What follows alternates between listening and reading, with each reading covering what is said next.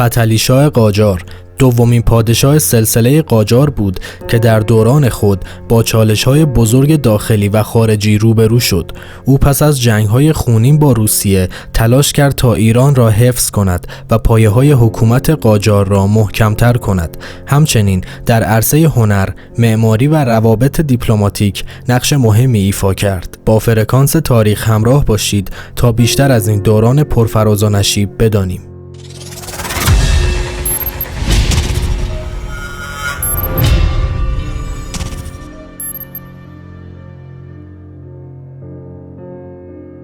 فتحعلی شاه در 15 مرداد 1151 خورشیدی در دامغان به دنیا آمد. او پسر حسین قلی خان جهانسوز و از خاندان قاجار بود. مادرش آسیه خانم از طایفه ایل قاجار بود و نام او را به احترام جدش فتحعلی خان گذاشتند، اما تا قبل از پادشاهی همه او را بابا خان صدا می‌کردند. به دلیل اینکه پدرش به شورش متهم شده بود، بابا خان را در 5 سالگی به عنوان گروگان به دربار کریم خان در شیراز فرستادند. او مدتی را در کنار عمویش آقا محمد خان گذراند که خودش هم زیر نظر زندیان بود. چند سال بعد به دامغان برگشت و در نوجوانی شاهد درگیری‌های طایفه‌ای در استراباد بود که در سال 1191 قمری به کشته شدن پدرش توسط ترکمن‌های گوکلان منجر شد. بابا خان پس از این حادثه به عموی دیگرش به مرتضی قلی خان پناه برد و 2 سال زیر سرپرستی او بود. بعد از مرگ کریم خان زند در سال 1193 قمری میان آقا محمد خان و برادرانش جنگ در گرفت و بابا خان به آقا محمد خان پیوست. آقا محمد خان در مازندران بر عمویان دیگر بابا خان مسلط شد. او با اینکه در کودکی اخته شده بود، در ساری با مادر فتحعلی ازدواج کرد و به نوعی پدرخوانده بابا خان شد. بابا خان در نخستین نبردهای آقا محمد خان شرکت داشت. در سال 1194 قمری در یکی از درگیری‌های خانوادگی به دست عمویش رضا قلی خان اسیر شد، اما مدت کوتاهی بعد آزاد شد. سپس با اجازه آقا محمد خان به دامغان برگشت و مقر پدرش را از قادرخان عرب آمری پس گرفت. همانجا دختر قادرخان بدرجهان خانم را به همسری گرفت. در سال 1197 قمری او با آسیه خانم دلو از طایفه دلو ازدواج کرد، ازدواجی که به پیشنهاد آقا محمد خان انجام شد تا میان 2 شاخه مهم ایل قاجار یعنی قوانلو و دلو صلح برقرار شود. آقا محمد خان قاجار در سال 1200 قمری در تهران حکومتش را اعلام کرد و بابا خان را به ولیعهدی برگزید. بابا خان در لشکرکشی‌های او به ویژه جنگ با لطفعلی خان زند شرکت داشت و در فتح یزد نقش مهمی ایفا کرد. سپس مدتی در گیلان ماند تا از شورش‌های ایل قاجار جلوگیری کند. سالی که 3 پسر مهمش از جمله عباس میرزا به دنیا آمدند. در ادامه بابا خان دوباره همراه آقا محمد خان به جنوب رفت و بعد از سقوط زندیه مأمور آرام کردن مناطق بم، جیرفت و لار شد. پس از آن به فرمان آقا محمد خان به عنوان والی فارس، یزد و کرمان منصوب شد و لقب جهانبانی گرفت، لقبی که زمانی متعلق به لطفعلی خان زند بود. او چند سال در فارس حکمرانی کرد و تجربه لازم برای سلطنت آینده اش را به دست آورد. در سال 1796 میلادی روس‌ها به تلافی حمله آقا محمد خان به تفلیس، قفقاز را تصرف کردند. آقا محمد خان که در خراسان بود به تهران بازگشت و نیروها را برای مقابله با روس‌ها آماده کرد و فتحعلی را نایب السلطنه کرد. پس از خبر عقب نشینی روس‌ها به دلیل مرگ کاترین کبیر و همکاری خانهای محلی با روس‌ها، آقا محمد خان خانهای محلی را سرکوب کرد، اما در شوشی توسط 3 خدمتکار و احتمالاً با توطئه سردارانش به قتل رسید. پس از مرگ او آشفتگی بر سپاه حاکم شد و حاج ابراهیم و حسین قلی خان تلاش کردند نظم را بازگردانند و نیروهایی را به تهران فرستادند. 12 روز پس از قتل آقا محمد خان، بابا خان در شیراز خبردار شد و به عنوان وارث قانونی سلطنت بدون اتلاف وقت با 300 سوار شیراز را ترک کرد و به سمت تهران حرکت نمود. در مسیر محمد حسین صدر اصفهانی دروازه‌های شهر را گشود و نیازهای سپاهیان فتحعلی شاه را تأمین کرد. پس از قتل آقا محمد خان، کوچکترین برادر او علی قلی خان که او هم ادعای سلطنت داشت نتوانست وارد تهران شود و با حیله و زور مجبور به اطاعت از فتحعلی شاه شد. برای اطاعت نکردن از دستورات سپس چشمهایش را درآوردند و به مازندران تبعید شد. فتحعلی شاه ابتدا با نام سلطان باباخان و سپس با نام فتحعلی شاه سکه زد و مراسم تاجگذاری او در عید فطر برگزار شد. صدارت ابراهیم خان اعتمادالدوله تایید شد و او سلطه‌ای قوی بر دیوان و سپاه داشت. صادق خان شقاقی پس از به دست آوردن جواهرات سلطنتی با گروهی از قبایل کرد نزدیک 15 تا 20 هزار نفر به یکی از بزرگترین تهدیدهای آغاز سلطنت فتحعلی شاه تبدیل شد. فتحعلی شاه با برنامه ریزی قوای خود را آماده کرد و با ارسال سپاهیان به فرماندهی حسین خان آقاسی و همراهی محمد ولی خان قاجار در نبرد خاکلی پیروز شد. صادق خان پس از عقب نشینی و وعده بخشش جواهرات را بازگرداند و به حکومت سراب و گرمرود منصوب شد. مدتی بعد در جریان سفر فتحعلی شاه به خراسان، صادق خان متهم شد قصد شورش داشته و زندانی شد و به تهران فرستاده شد. در تهران صادق خان ابتدا در حبس نگهداری شد و سپس با شیوهی غیرخونین، سنگسار و گرسنگی اعدام شد تا سوگند فتحعلی شاه مبنی بر نریختن خون او نقض نشود. بنا به نوشته‌های اعتضادالسلطنه در اکسیرالتواریخ و محمد تقی لسان الملک، درگیری‌های فتحعلی شاه با صادق خان شقاقی قاتلان آقا محمد خان دستگیر شدند. این 3 نفر عبارت بودند از صادق گرجی، خداداد اصفهانی و عباس مازندرانی. خداداد اصفهانی در قزوین دستگیر و به دستور حسین قلی خان برادر فتحعلی شاه او را به قتل رساندند. صادق گرجی که به خانه پهلوان کبیر در قزوین پناه برده بود، دست بسته به تهران فرستاده شد و در همانجا او را مجازات کردند. عباس مازندرانی که به کرمانشاه گریخته بود، پس از دستگیری توسط اهل آن دیار به دربار فتحعلی شاه آورده شد و طبق دستور شاه او را آتش زدند. پیش از لشکرکشی آقا محمد خان به خراسان، این منطقه تحت حکومت شاهرخ شاه نوه نادرشاه بود، اما در عمل شاهرخ هیچ تسلطی بر قبایل نداشت. آقا محمد خان به سمت خراسان لشکر کشید و شاهرخ بدون جنگ تسلیم شد و به تبعید فرستاده شد و در راه درگذشت. بیشتر قبایل به آقا محمد خان اطاعت کردند، اما حمله روس‌ها به قفقاز موجب شد آقا محمد خان فورا خراسان را ترک کند. پس از قتل آقا محمد خان شرایط به حالت پیشین برگشت و ایالات شروع به سرکشی کردند. نادر میرزا فرزند شاهرخ پس از قتل آقا محمد خان با کمک زمانشاه دورانی و قبایل افغان به مشهد بازگشت و موفق شد دوباره بر شهر مسلط شود. این امر باعث شد که فتحعلی شاه برای سرکوب نادر میرزا به شرق ایران حرکت کند. در ابتدا فتحعلی شاه درگیر مشکلاتی با صادق خان شقاقی بود، اما پس از حل این مسئله به خراسان حرکت کرد و سپاه خود را به 3 دسته تقسیم کرد. یکی از دسته ها را خود رهبری کرد و 2 دسته دیگر را به صادق خان شقاقی و محمد ولی خان قاجار سپرد. فتحعلی شاه توانست به سرعت خراسان را تابع خود کند و نادر میرزا که از شکست خود ناامید شده بود گریخت. پس از 3 سال در سفر سوم فتحعلی شاه به خراسان، نادر میرزا دستگیر و به تهران فرستاده شد، جایی که به دستور شاه 2 دست و زبانش را بریدند و در نتیجه جان سپرد. دیگر اعضای سلسله افشاریه نیز با مجازات‌های چون اعدام یا نابینا شدن مواجه شدند و زنانشان به حرمسراهای قاجاریان برده شدند. پس از این رویداد خراسان آرام شد، اما مناطقی مانند بلخ و هرات هنوز از سلطه ایران خارج بودند. آخرین تهدید جدی زندیان برای قاجاریان از سوی محمد خان زند برادرزاده کریم خان بود. او پس از اطلاع از قتل آقا محمد خان از بصره به فارس آمد و با کمک نجف خان زند و سپاهی از قبایل لر و افغانها خود را آماده کرد و به اصفهان حمله برد.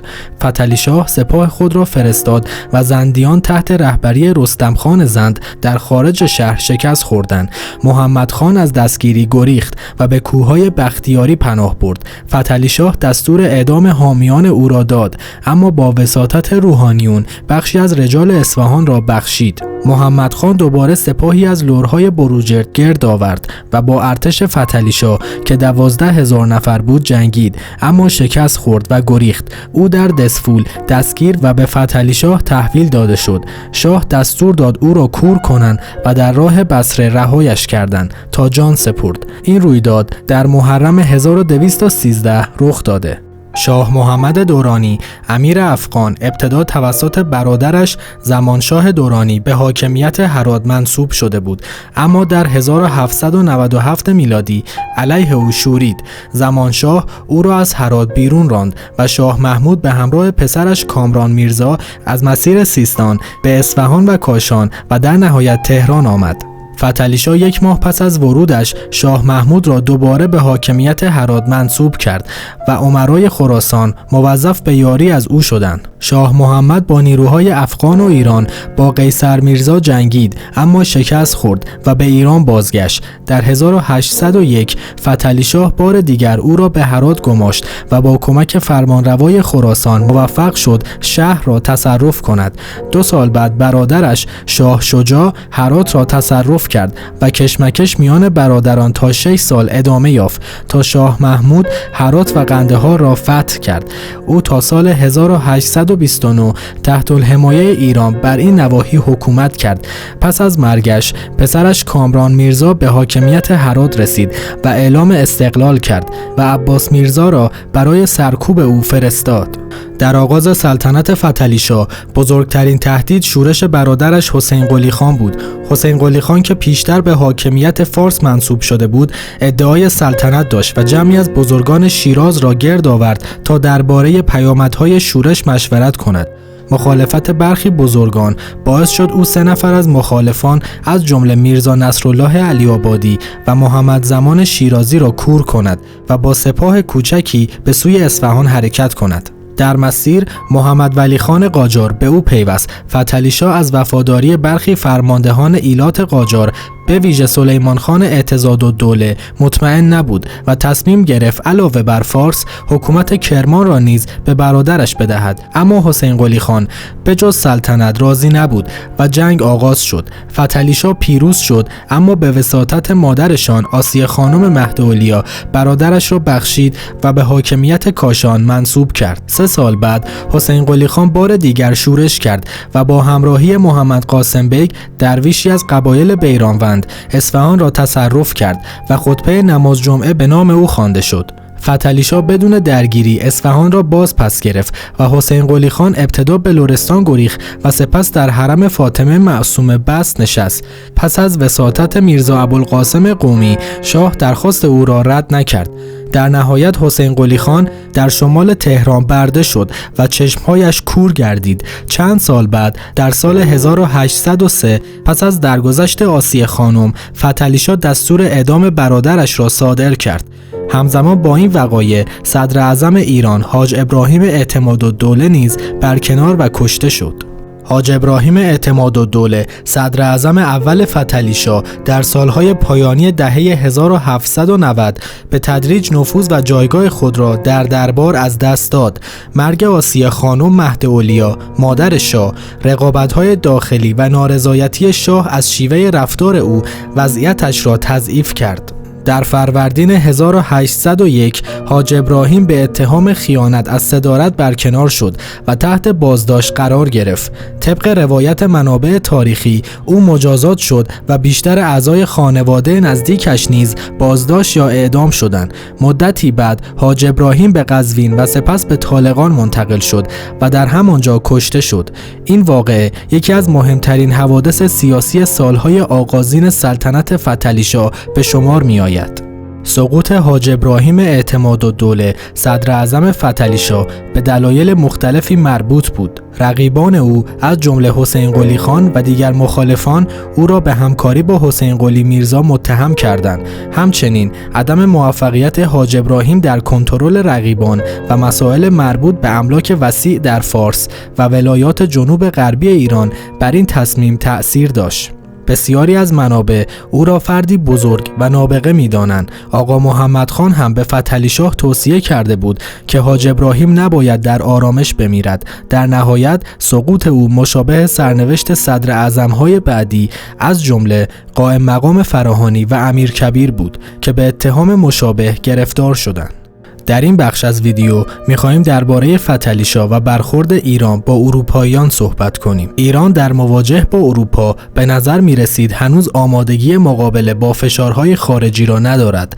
اگرچه در قرن‌های اخیر قدرت مهمی در منطقه بود، اما از روابط با دولت‌های اروپایی دور مانده بود. این فاصله باعث شد زمانی که ایران تحت فشار قدرت‌های اروپایی قرار گرفت، به کشوری رو به افول و فرمانروای آن به شخصی آسیب پذیر تبدیل شود. اگرچه سفرای کشورهای مسلمان منطقه همچنان تصویری قدرتمند از ایران ارائه می‌دادند، اما رویارویی با سفرای کشورهای مسیحی و ارتش‌های آنها در میدان جنگ ضعف‌های ایران را نمایان ساخت. با وجود تغییرات در مرزهای ایران و حضور انگلیس و روسیه در مناطق مختلف، ایران با توجه به موقعیت جغرافیایی خود و مقاومت مردمش توانست از استعمار توسط اروپایی‌ها جلوگیری کند. پس از مرگ ایراکلی در سال 1798 در گرجستان اختلاف داخلی به وجود آمد.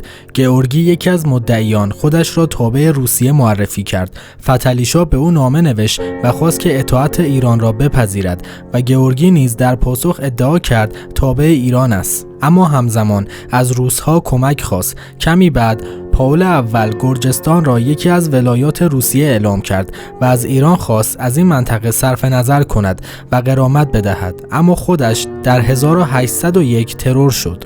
روسیه با پافشاری بر حمایت از گرجستان به ایران اعلام کرد که قصد دفاع از آن را دارد. حاج ابراهیم به دستور شاه پاسخ داد که گرجستان همیشه جزو ایران بوده است، با اینکه ایران وعده داد نیروی کمکی به قفقاز بفرستد. در عمل این کار را نکرد. الکساندر یکم که به سلطنت رسید ابتدا در آغاز جنگ تردید داشت، اما مشاورانش او را به جنگ تشویق کردند. در سال 1802 روسیه سیسیانوف که نسبت به ایران دشمنی شدیدی داشت را مأمور گرجستان کرد. او در نامه‌ای به شاه از گسترش قلمرو گرجستان زیر حمایت روسیه سخن گفت و سرانجام با حمله به گنجه در سال 1803 و تصرف آن در 1804 جنگ اول ایران و روسیه آغاز شد. در سال 1803 میلادی در حالی که شاه ایران مشغول برکنار کردن فرزندان نادرشاه بود، آنها را در مشهد اسیر کرده و به تهران آورد و سپس اعدام کرد. در این زمان نایب السلطنه نیز مشغول مقابله با ترکمنها بود. همزمان خبر رسید که روس‌ها به قفقاز وارد شدند و گرجستان را فتح کرده و قصد داشتند ایروان و قره‌باغ را نیز تصرف کنند. همچنین در این مدت روس‌ها با کمک ارامنه موفق شدند گنجه را تسخیر کرده و تعداد زیادی از ساکنان آنجا را نابود کنند. در سال 1804 میلادی جنگ ایران و روسیه رسما آغاز شد. نایب السلطنه ایران بلافاصله با سپاهیان خود به سمت ایروان حرکت کرد و در آنجا با نیروهای روسیه مواجه شد. یکی از مقامات ایرانی که از طایفه قاجار بود با روس‌ها همکاری می‌کرد و دروازه‌های ایروان را به روی سپاه ایران بست. نایب السلطنه ایران چندین بار با روس‌ها جنگید و در یکی از نبردها ضربه‌ای به سپاه دشمن وارد کرد. شاه ایران تصمیم گرفت خود به میدان جنگ بیاید، اما به دلیل کمبود قدرت برای شکست روس‌ها از انگلیس‌ها درخواست کمک کرد. نماینده شاه به انگلستان رفت و در ازای کمک به ایران انگلیسی‌ها خواستار تسلط بر جزیره هرمز و برخی بنادر در خلیج فارس و دریای خزر شدند. با این حال شاه ایران از کمک انگلیس ناامید شد و در نهایت از این درخواست منصرف گردید. ناپلئون قصد داشت برای گسترش قدرتش به انگلستان حمله کند، اما چون انگلیس یک کشور جزیره‌ای با نیروی دریایی بسیار قوی بود، تصمیم گرفت به مهمترین مستعمره آنها یعنی هند حمله کند. برای رسیدن به هند هم باید با کشورهای شرقی رابطه خوبی برقرار می‌کرد و ایران بهترین گزینه بود، چون با هند مرز مشترک داشت. ارتش فرانسه می‌توانست از مدیترانه وارد اسکندرون شود، از مسیر بیروت و شام و عراق به ایران برسد و همراه سپاه ایران به هند حمله کند. در این میان یکی از تاجران فرانسوی مقیم استانبول اولین اطلاعات درباره ایران را به سفیر فرانسه در دولت عثمانی رساند و این اطلاعات هم به وزیر خارجه و سپس به دست ناپلئون رسید. ناپلئون بلافاصله چند مقام بلندپایه را همراه نامه رسمی خودش روانه ایران کرد. خبر دلاوری‌های ناپلئون بیش از این به گوش فتحعلی شاه رسیده بود و آغاز رابطه با فرانسه فرصت خوبی بود تا شاید ایران بتواند مناطق از دست رفته قفقاز را پس بگیرد. با تشویق و مشورت برخی مشاوران و گزارش‌هایی که از بغداد به فرانسه می‌رسید، ایران نامه‌ای رسمی برای ناپلئون فرستاد. سپس سفیر ایران محمد رضاخان قزوینی با هدایایی بسیار ارزشمند راهی اردوگاه ناپلئون شد و در سال 1807 میلادی عهدنامه فینگنشتاین میان ایران و فرانسه امضا شد. طبق این قرارداد ایران و فرانسه متحد شدند تا علیه انگلستان اقدام کنند. ایران پذیرفت به ارتش فرانسه برای حمله به هند کمک کند و در مقابل فرانسه قول داد ایران را در بازپسگیری سرزمین‌های اشغال شده توسط روسیه یاری کند. بعد از امضای عهدنامه ژنرال گاردان همراه گروهی از نیروهای سوار، توپخانه و افسران فرانسوی به سمت ایران حرکت کرد تا سپاه ایران را برای جنگ با روس‌ها و در نهایت حمله به هند آموزش دهد. ژنرال فرانسوی در راه رسیدن به ایران بود که بین نیروهای فرانسوی و روسی جنگی رخ داد و روس‌ها شکست خوردند. در سال 1807 پیمان صلح بین فرانسه و روسیه منعقد شد. طبق این پیمان فرانسه و روسیه تصمیم گرفتند از طریق ایران به هند حمله کنند. ناپلئون پذیرفت مناطق تصرف شده ایران توسط روس‌ها به آنها برسد، چون اگر به انگلیسی‌ها می‌افتاد منافع فرانسه تأمین نمی‌شد. ژنرال فرانسوی سپس به ایران آمد تا عهدنامه فینگنشتاین را که قبلا مورد تایید قرار گرفته بود به شاه تحویل دهد. فتحعلی شاه دستور اخراج انگلیسی‌ها را صادر کرد. با این حال مفاد عهدنامه درباره کمک فرانسه به ایران برای حمله به روس لغو شد و در مورد حمله به هند ایران موظف بود علاوه بر فرانسه روس‌ها را هم از خاک خود عبور دهد. برادر ناپلئون به عنوان نماینده فرانسه در دربار ایران منصوب شد و فتحعلی شاه امید خود به کمک فرانسه را از دست داد. سر جان مالکوم در اسفند 1808 وارد بوشهر شد. در همان زمان هیئت فرانسوی مشغول آموزش ارتش ایران بود و تلاش می‌کرد ایران را به صلح با روسیه تشویق کند. فرمانده فرانسوی در گزارشی نوشته بود که برخی از رجال ایران طرفدار انگلیس هستند. فتحعلی شاه که نسبت به برقراری رابطه دوباره با انگلیس تردید داشت، جلوی حرکت مالکوم به سمت تهران را گرفت و او مجبور شد به هند برگردد و مفاد قرارداد قبلی ایران و انگلیس را یادآوری کند. قراردادی که طبق آن ایران قبول کرده بود فرانسوی‌ها را به کشور راه ندهد. در این زمان دولت انگلیس فرد دیگری را مأمور کرد که به تهران برود. نیروهای انگلیسی حتی به خلیج فارس فرستاده شدند تا اگر لازم شد با فشار ایران را وادار به همراهی کنند. نماینده انگلیس اعلام کرد تا زمانی که هیئت فرانسوی ایران را ترک نکند وارد تهران نخواهد شد. این اقدام در ظاهر ساده بود اما در واقع ایران را کاملا از تکیه به فرانسه محروم می‌کرد. یک روز بعد از خروج هیئت فرانسوی نماینده انگلیس وارد تهران شد و در اسفند 1809 عهدنامه میان ایران و انگلیس امضا شد و روابط ایران و فرانسه برای 30 سال قطع گردید. کمی بعد خبر نزدیک شدن دوباره روسیه و انگلیس به ایران رسید و نماینده انگلیس افسرانی را که برای کمک به ارتش ایران آورده بود از سپاه ایران خارج کرد و دخالت آنان در امور نظامی ایران متوقف شد. تزار روس دوباره با فرانسه مخالفت کرد. چند بندر را برای تجارت انگلیس باز گذاشت و جلوی تجارت فرانسه را گرفت. او مدتها از ناپلئون ناراضی بود چون از اتحادشان فقط به دست آوردن فنلاند نصیبش شده بود و فرانسه هم حاضر نبود در حمله به عثمانی از روسیه حمایت کند. در سال 1191 پس از التیماتوم روسیه به فرانسه جنگ شروع شد و ناپلئون با ارتشی بسیار بزرگ وارد روسیه شد. در سال 1812 مسکو سقوط کرد اما یک روز بعد روس‌ها شهر را آتش زدند. این آتش سوزی باعث نابودی بخش زیادی از سپاه ناپلئون شد و او مجبور به عقب نشینی گردید. این رویداد آغاز پایان ناپلئون شد. بعد از این پیروزی روس‌ها به سمت اروپای مرکزی پیشروی کردند و دولت‌های اتریش و پروس که تا آن زمان برای ناپلئون سرباز فرستاده بودند به روس‌ها پیوستند. سفیر انگلیس برای اینکه جنگ ایران و روسیه متوقف شود، شخصا با شاه و ولیعهد مذاکره کرد و مدتی هم در تبریز ماند تا هم روی تصمیم‌ها تأثیر بگذارد و هم اطلاعات دقیقی از اوضاع ایران و نیروها به دست بیاورد. بین دو طرف چند جلسه مذاکره انجام شد، اما هیچ نتیجه‌ای نداشت و جنگ دوباره شروع شد. در پاییز همان سال نیروهای روسیه به اردوگاه ایران حمله کردند و تپه مهم اطراف آن را گرفتند. سپاه ایران شکست سختی خورد و به تبریز عقب نشینی کرد و روس‌ها هم مقدار زیادی از مهمات را تصرف کردند. مدتی بعد در نبرد دیگری نیز ایران شکست سنگینی داد. در حالی که روس‌ها با کمک انگلیس خود را برای جنگ‌های بزرگ بعدی اروپا آماده می‌کردند، ایران هم مشغول آماده سازی نیرو برای حمله دوباره بود. اما با وساطت انگلیس قراردادی امضا شد که بر اساس آن بخش‌های بزرگی از سرزمین‌های شمالی از ایران جدا شد. ایران از ادعای خود روی بقیه مناطق گذشت و پذیرفت در دریای خزر نیروی دریایی نظامی نداشته باشد. در مقابل روسیه تعهد کرد از ولیعهد ایران برای رسیدن به تخت حمایت کند. این توافق باعث شد موقعیت دو کشور روسیه و انگلیس در منطقه تثبیت شود.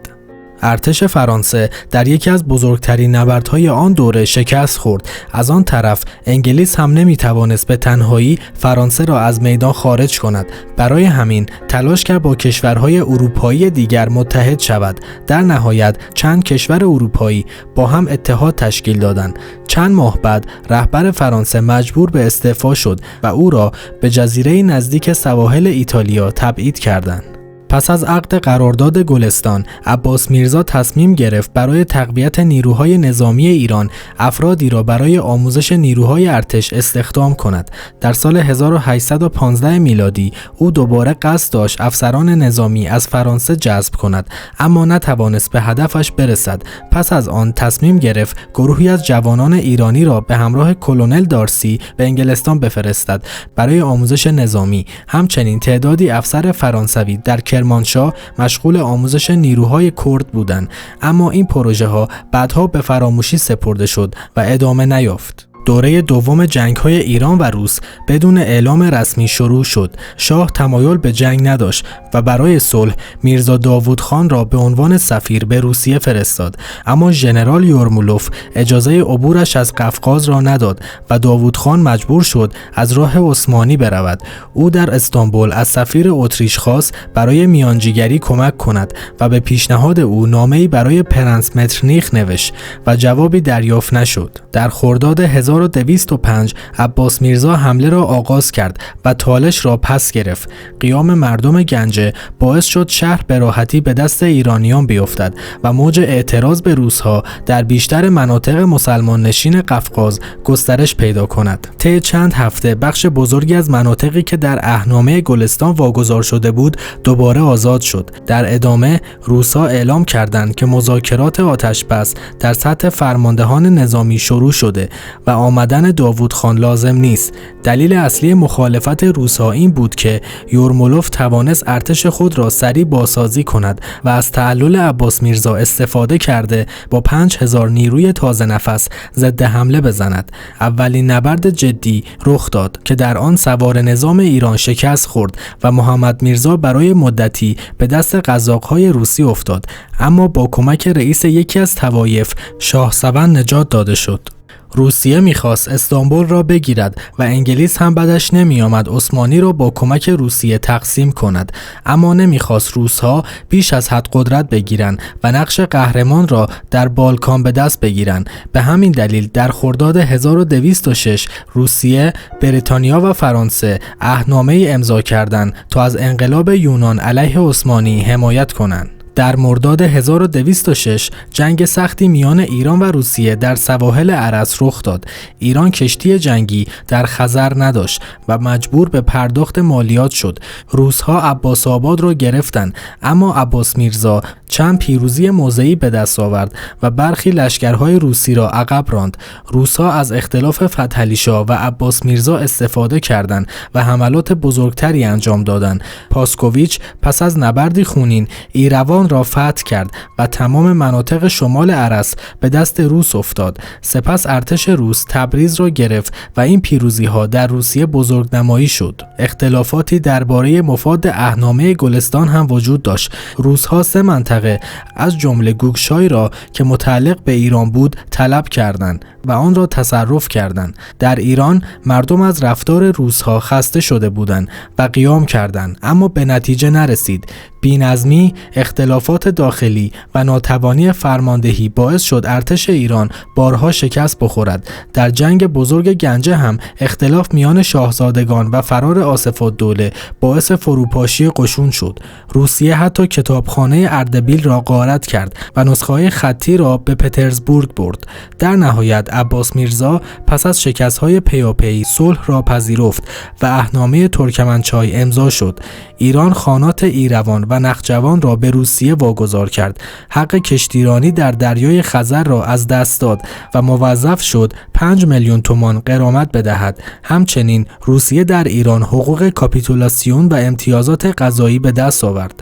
گریبایدوف وزیر مختار روسیه برای اجرای عهدنامه ترکمنچای به تهران آمد و ادعا کرد چند زن گرجی در خانه رجال ایران اسیرند و باید به روسیه برگردند. او با کمک میرزا یعقوب خانه ها را بازرسی کرد و 2 زن را از منزل آصف‌الدوله تحویل گرفت.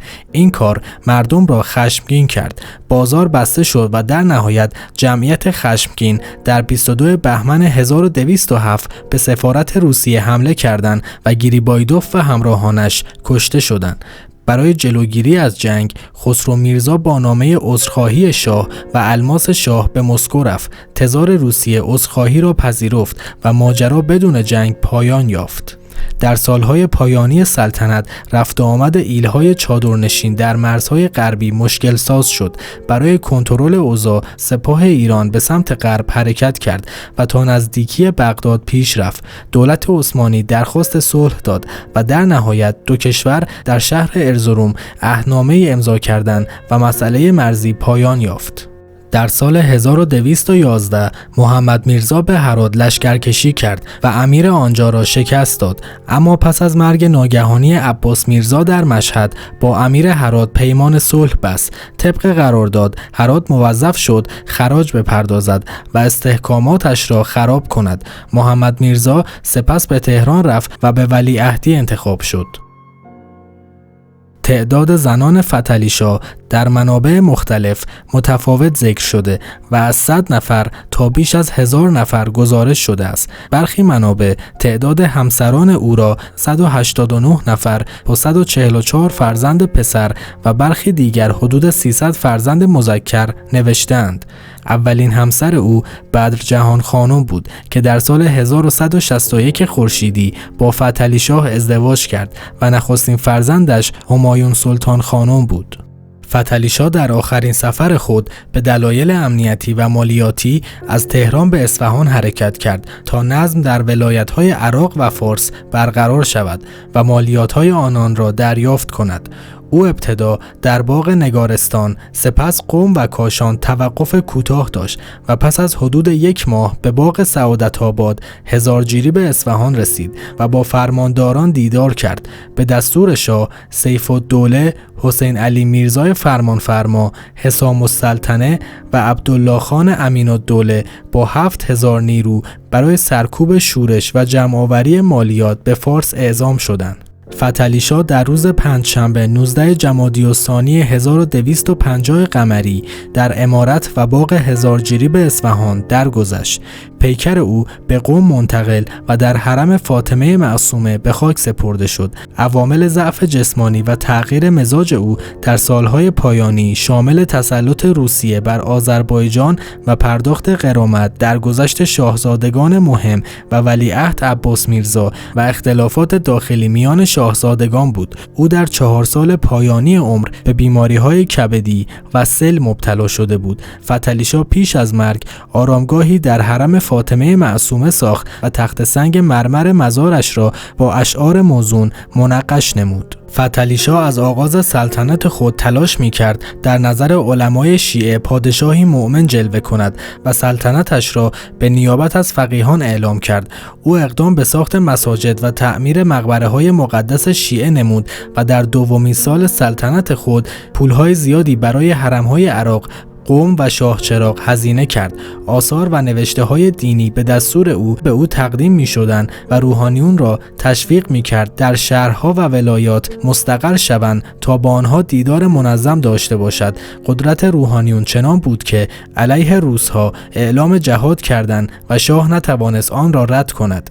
فتحعلی شاه از سال 1799 تقریباً هر سال به قم سفر می کرد. حرم فاطمه معصومه را بازسازی و با پای پیاده به آن می رفت. مدرسه فیضیه و دروازه طلایی برای حرم ساخت و اهالی را از مالیات معاف کرد. همچنین سالانه پولهای زیادی میان سیدها و علما توزیع می شد و روحانیون از سیاستهای او خوشنود بودند. روحانیون در مواقع شورش شاهزادگان و رجال از شاه طلب عفو می‌کردند و فتحعلی شاه معمولاً درخواستشان را رد نمی‌کرد. آنها موفق شدند او را از حمله به مشهد که نادر میرزا در آن پناه گرفته بود منصرف کنند. پس از تسلط شاه بر مشهد دستور بازسازی حرم امام رضا و ساخت دروازه جواهرنشانی را صادر کرد. فتحعلی شاه در آغاز سلطنت به شدت به حمایت نیروهای ایالاتی به ویژه ایالات قاجار وابسته بود. برای تحکیم قدرت سلطنت در استانها او فرزندان خود را به حکومت ولایات منصوب می‌کرد. این شاهزادگان حتی اگر کم سن و سال بودند نماینده قدرت شاه در استانها به شمار می‌آمدند و جایگزین کسانی می‌شدند که شاه به وفاداریشان اطمینان نداشت. حکام محلی در دوران فتحعلی شاه از درجه بالایی از خودمختاری برخوردار بودند و برخی حتی دارالحکومه‌ای برای خود برپا کرده بودند. هرچند استقلال کامل نداشتند اما قدرت کافی داشتند تا با همسایگان خارجی روابط سیاسی برقرار کنند یا حتی به جنگ بپردازند. برای نمونه محمدعلی میرزا در کردستان با عثمانی درگیر بود، عباس میرزا با خانهای قفقاز و محمد ولی میرزا با افغانها کشمکش داشت. دولت مرکزی از این درگیری ها خوشنود بود زیرا جاه طلبی شاهزادگان و سرکشی خانها را مهار می کرد و تهران را از تنش‌های ایالات دور نگه می داشت. علاوه بر این ایالت ها موظف بودند هزینه های خود را از محل درآمدهای همان منطقه تأمین کنند. در میان دربارهای محلی دربار تبریز اهمیت ویژه‌ای داشت و با آغاز جنگ‌های ایران و روس و واگذاری امور به آن ولایت در رأس امور قرار گرفت. این دربار دوم ایران زمانی شکل گرفت که فتحعلی شاه عباس میرزا چهارمین پسر خود را در سال 1214 با همراهی سلیمان خان اعتضادالدوله به عنوان اتابک و میرزا عیسی قائم مقام به عنوان وزیر راهی آذربایجان کرد. قلمرو ایران در زمان فتحعلی شاه مانند ملکی بود که مالکان پیشین مدت‌ها از آن غفلت کرده بودند، اما با این حال ایران آن زمان آسوده‌تر و مرفه‌تر از اواخر دوره صفوی بود. با این حال نبود مرزهای مشخص در پیرامون حکومت مشکل ساز بود. زاگرس‌نشینان غربی آزادانه به عثمانی رفت و آمد داشتند. محمدعلی میرزا به عنوان حکمران کرمانشاه، لرستان و خوزستان و عباس میرزا به عنوان حکمران آذربایجان گاه به خاک عثمانی حمله می‌کردند و بر سر سرزمین‌های سابق صفوی ادعای مالکیت داشتند. در شرق حکومت بر این تاکید داشت که هرات و قندهار متعلق به ایران هستند، همانطور که در عهد صفوی بود. پیچیده‌ترین وضعیت نیز مربوط به مرزهای قفقاز در آن سوی رود ارس بود که ایران، عثمانی و روسیه بر سر آن در کشمکش بودند.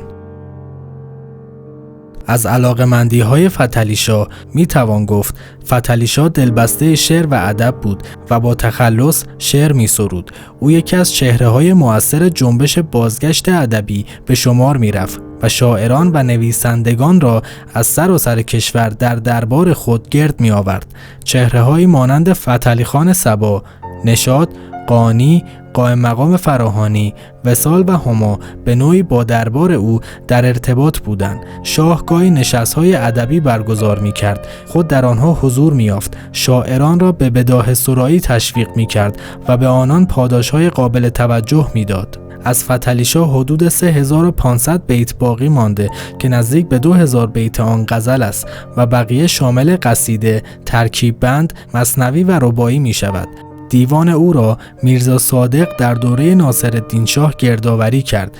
جز چند بیت و رباعی به زبان ترکی و آذربایجانی، بیشتر اشعار او فارسی است و پیداست که با اثرهای شاعران بزرگ آشنا بوده و شعرهای بسیاری در استقبال از آنها سروده است. مورخ جوزف ام آپتون اشاره می کند که فتحعلی شاه در ایران به 3 ویژگی مشهور بود: ریش بسیار بلند، کمر باریک و زنبور مانند و تعداد زیاد فرزندانش.